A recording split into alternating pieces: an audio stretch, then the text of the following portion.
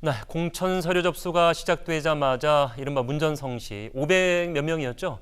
신청자가 넘쳐났던 미래한국당인데 공천관리위원회가 사이로 총선 비례대표 후보 명단 순번을 잠정적으로 확정해서 공개했는데 잡음이 상당합니다. 자, 1번이 조수진 전 동아일보 논설위원, 2번이 신원식 전 육군 수도방위사령관, 3번이 김혜지 전 숙명여대 피아노 강사, 그리고 쭉 넘어와서 14번이 전 MBC 아나운서 국장.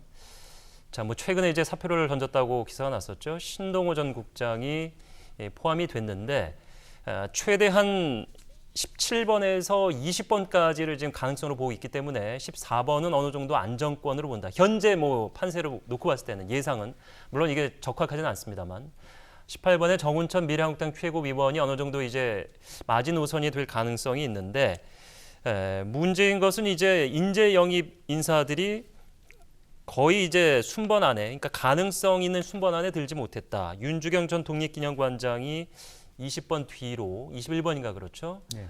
부장판사 그리고 전주의 부장판사가 20번 밖으로 밀렸고 인재 영입 1호인 지성호 탈북자. 자, 이때 뭐 기억하실 겁니다. 유엔 연설도 하고 뭐 굉장히 주목을 받았었는데 예비예요. 예비 4번. 알려진 대로 유영하 변호사는 뭐 부적격 판정을 받으면서 탈락을 했죠. 자, 염동열 미래통합당 인재영입위원장, 자가당착 공천으로 영입 인사들 헌신, 정말 헌식전처럼 내팽개쳐졌다. 한선교 대표가 지금 당혹스러움을 감추지 못하는 상황인데 객관적으로 심사했다. 이렇다 저렇다 그래서 할 수 없는 상황이다. 공병호 공관위원장은 어느 때보다 공정, 투명, 그래서 통합당의 반발은 설득력이 없다. 자, 이게 이 공관위원장과 대표의 얘기만 놓고 봤을 때는 황교안 대표가 자매 정당으로 부를 수 있느냐, 위성 정당으로 창당한 당이 맞느냐 이런 의구심이 들 정도인데 기준과 객관적인 어떤 판단 잣대가 있었다고 보십니까? 우선 참 저희들도 이렇게 어떻게 보면 초유의 사태지 예. 아닙니까? 우리나라에서 뭐 중연동형으로 하고 위성 정당이 생기고 그래서 앞에 보낸 정당이 어느 정도의 실제적인 그런 데 대한 힘을 주장할 수 있는지, 주장하는 게 맞는 건지, 오히려 보면 반발하는 게 더 훨씬 제대로 된 정당은 다른 정당이니까요. 어쨌든 형식적으로 위성 정당이라 하지만 실제로 같은 당은 아니니까. 그러니까 많은 그 전문가들이 지적하는 것이 네. 선관위가 적극적으로 개입해서 만약에 들여다봤을 경우에는 네. 타당이 그 당의 비례, 다른 당의 비례든 어떤 뭐 지역구 등 가타부타 공천과 관련된 얘기를 하는 것 자체가 그렇죠. 문제 소지가 있다 이렇게 해석을 하더라고요. 그런 부분도 이제 여러 가지 예. 정리 안 된 뭐 초유의 사태다 보니까 그런 부분이 있고 예. 또 하나는 사실 더 근본적으로 들여다보면 저렇게 간 당원들이 도대체 누구냐 말하자면 거기서부터도 문제가 사실은 될 수도 있어요. 예. 그렇기 때문에 저 순수 자체가 객관성을 가질 수가 있느냐, 당원들의 구성 자체도 매우 인위적이었기 때문에 예. 그렇지만 어쨌든 어렵사리 이렇게 구성해 왔다라고 하는 부분에 대해서 어쨌든 이제는 한승교 대표와 공병호 위원장이 한 결정에 대해서 결과적으로 위성 정당이라 하더라도 누가 뭐라고 가타부타 할 수 없는 지경에 와 있는 건 예. 사실이다. 예. 그런 생각이고 또 그와 비슷한 일들이 또 조만간 민주당 사이에서도 일어날 수 있다. 뭐 후순위 7번 이후로 한다는 것 자체가 과연 맞는 얘기인가? 그것도 개입이라고 보여주기 때문에. 네. 그것도 매우 인위적인 거고요. 예. 네, 그런 부분이 뭐 의원 꾸주기부터 더군다나 예를 들면 정운천 그 최고위원 같은 경우는 사실은 말하자면 선두 역할로 갔는데 18번 받으면 떨어지라는 얘기 아니냐. 뭐 이 당에서 최고위원인데 이제 예. 여러 가지 부분이 있고 또 하나는 정말 근본적으로 우리가 21세기를 들어가면서 이제 지역구의 공약이라는 것은 별로 의미가 없어졌습니다. 사실은 이제 전문성을 필요로 하기 때문에 전 세계적으로 네. 지역구보다는 비례대표 정당을 만들어야 된다. 그 비례대표 의미는 뭡니까?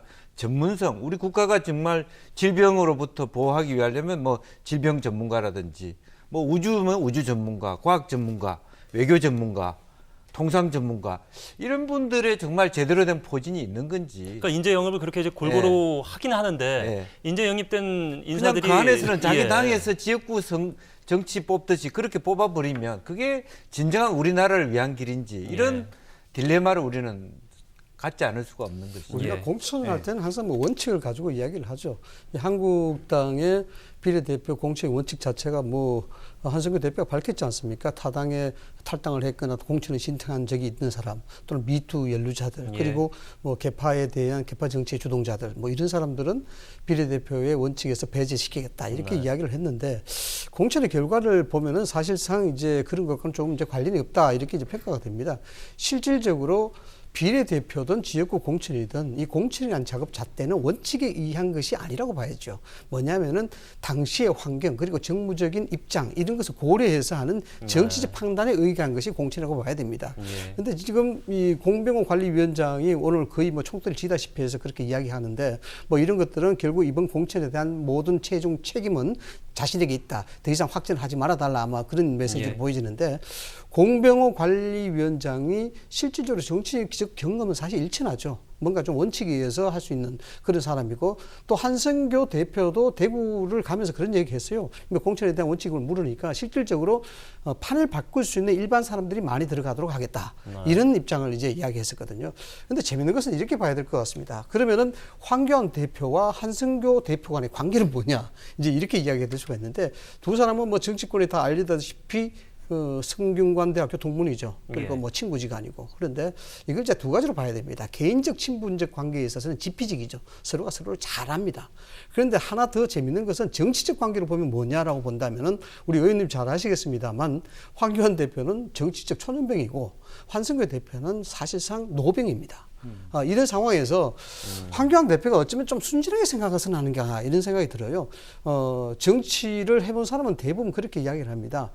절대 은퇴라는 것이 없죠. 항상 본인은 언제든지 부활할 수 있고 재기할 수 있다는 그 가능성을 갖고 있습니다. 한성규 대표도 아마 그게 범죄에 벗어나지 않는다고 눈물의 불출마가 그렇죠. 진심으로 마지막은 아니었다 이렇게 이 부분에 있어서는 본인의 생각을 들여다보지는 않았으나 충분히 이것이 내가 정치적 재기를 할 수 있는 모멘텀이 될 수 있겠다라고 저는 생각했다. 이렇게 볼 수 있을 겁니다. 그래서 그 두 가지로 볼 수가 있는데 그렇다 그러면 본인이 가지고 있는 친박에 대한 이미지를 확실하게 벗어야 되겠죠.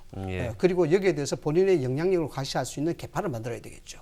이런 것들이 이제 가장 중요한데 그런 의미에서 본다 그러면 한국당의 공천 작업은 한성교 대표의 상당한 영향력에 있을 수밖에 없었다. 그러면 한마디만 덧붙이면 사실은 그래도 만약 통합당의 경우는 총선의 지역구이기 때문에 컷오프를 시키거나 재경선을 시킬 수가 있어요. 최고위에서.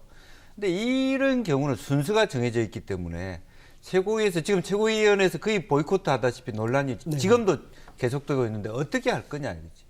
제의를 할 수가 없어요. 순서를 어떻게 인위적으로 바꾸냐 하는 것이 굉장히 어려운 문제입니다. 그건 뭐 잠시 좀 자세히 들여다보기로 하겠고 말씀하신 부분의 연장선을 짧게만 하나만 더 여쭤본다면은 그렇기 때문에 이제 이 한성규 대표가 본인의 정치 인생의 어떤 마지막 존재감 부각시키기 위해서 자기 목소리를 내는 거냐 아니면은 뭐 안철수 전 대표에게 접촉을 했었다는 그런 뭐 공식적인 기사도 있지 않습니까? 만약에 정말 본인의 마음속에 이건 우리 당이다. 뭐 총선 결과에 따라서 우리는 그때 존립을 혼자 스스로 결정할 수도 있다. 이런 생각을 갖고 있다면 굉장히 지금 당혹스러운 분위기로 가는 거 아닙니까? 네. 본인은 사실상 이제 대구행에 있어 가면서 그런 얘기를 했어요. 분명히 본인은 은퇴를 할 것이고 정치에서 일선에서 물러날 것이고 통합은 이루어질 것이다라고 이야기를 했습니다. 그런데 본인이 그 기자들한테 이야기한 그 부분을 진심으로 받아줘야 될 것이냐에 대한 문제 이건 뭐 숙제로 남아 있겠죠. 그러나 우리가 통념상 봤을 때 정치인들이 이런 좋은 기회를 과연 놓치겠느냐 이런 부분을 이제 차지할 수가 있습니다. 당연히 이제 대선을 목표로 보수가 움직여야 되는데 여기 있어서 한성교 대표가 일정 영향을 했고 원내 교섭 단체 이상의 역할을 할 수 있는 의석을 확보했다 그러면은 한성규 대표의 위상은 상당히 높아질 수밖에 없습니다. 동시에 친박에 대한 이미지는 상당히 허물을 벗을 뿐더러 여기에 정치 위상이 높아지기 때문에 그 대권 가도에서 상당한 역할을 할 수가 있죠.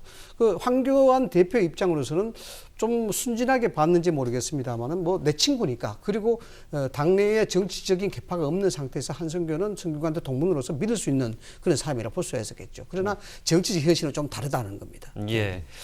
자, 뭐 이 미래통합당이나 미래한국당이 지금 굉장히 시끄럽답니다. 이와 같은 이 안이 아직 확정된 것이 아니고 추인 절차를 거쳐야 되는데 당내에서도 이제 조은현 미래한국당 사무총장을 비롯해서 통합당 인사들이 이제 제법 자료를 옮겨 있기 때문에 이것을 그대로 받아들일 것인가, 최고위에서 어떤 이야기가 나올 것인가, 뭐 험한 목소리가 나왔다고 하는데 한성규 대표는 애써 아니라고 하고 과연 진실은 무엇인지 이대로 통과가 될 가능성이 있다고 보십니까? 지금 현재 이종명 또 정운천 이런 분들이 아예 회의에 불참하고 있고 보이콧하고 강론 을박을 하고 있는데 참 이게 진퇴양난. 아까 제가 미리 말씀을 드렸습니다만 지역구에 되면 통합당의 경우 6개 말하자면 당대표가 문제가 있다. 그러면 그중에 2개를 받아들여서 뭐 경선을 붙인다든지.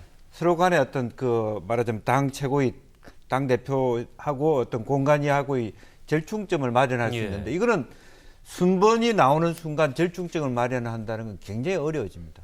누구 순서를 빼서 뒤로 돌린다?